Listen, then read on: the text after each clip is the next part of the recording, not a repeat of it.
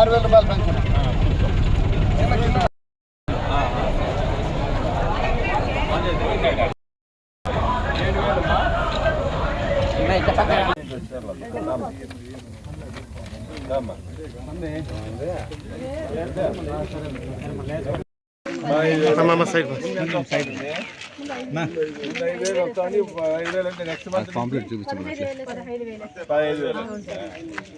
ఈయనకి వస్తే లైన్కి రావటం లేదా జైలు బెడ్షీట్ అని 15,000 ఉంది. నెల 15,000 వస్తుంది. వచ్చే నెల నుంచి నీకు వస్తా ఉంది 5,000 వస్తా అంటే 10,000 పెంచినారు. పెద్ద అమౌంట్ కదా, చాలా అమౌంట్ కదా, పెద్ద అమౌంట్. నాకు నిమిషం నా ఎట్లా చూడాలి సార్ చంద్రనా 30,000 అట్లా వస్తుంది కదమ్మా.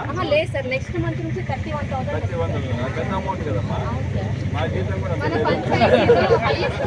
మా ఎమ్మెల్యే జీతం కూడా ఉంటుంది.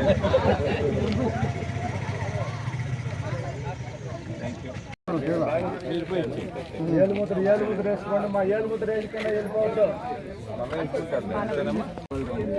వద్దులే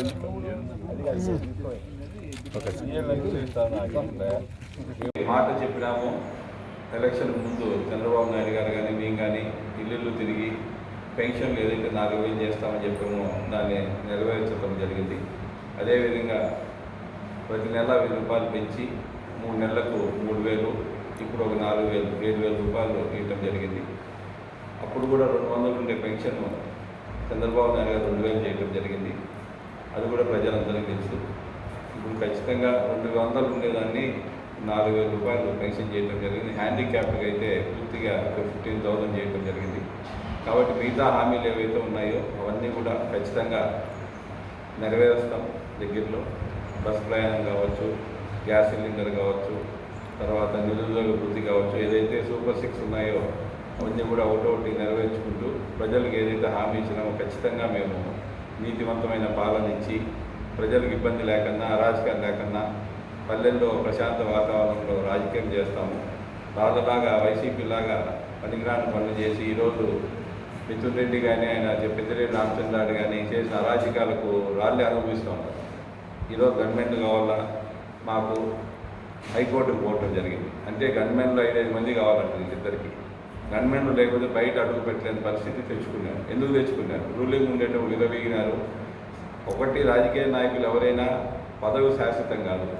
మనం పదవి ఉండేటప్పుడు 10 మందికి సేవ చేయాలి తప్ప మనము విచ్చలవిడిగా ప్రవర్తించి ఈరోజు ఈ స్థాయికి తెచ్చుకున్నారు. ప్రజలే బుద్ధి చెప్తున్నారు ఎక్కడికి పోయినా కూడా. కాబట్టి మేము 5 ఏళ్ళు అపోజిషన్లో ఉన్నాం. తెలుగుదేశం అధికారంలో లేకపోయినా ప్రజల బలంతో మేము తిరిగినాం. ఆ రోజు మేము గవర్నమెంట్ కావాలని అడిగింది లేదు, ప్రభుత్వాన్ని హైకోర్టుకు పోయింది లేదు. అంటే మేము ఎల్లప్పుడూ ప్రజలతో ఉంటాం కాబట్టి మాకు గవర్నమెంట్లతో అవసరం లేదు.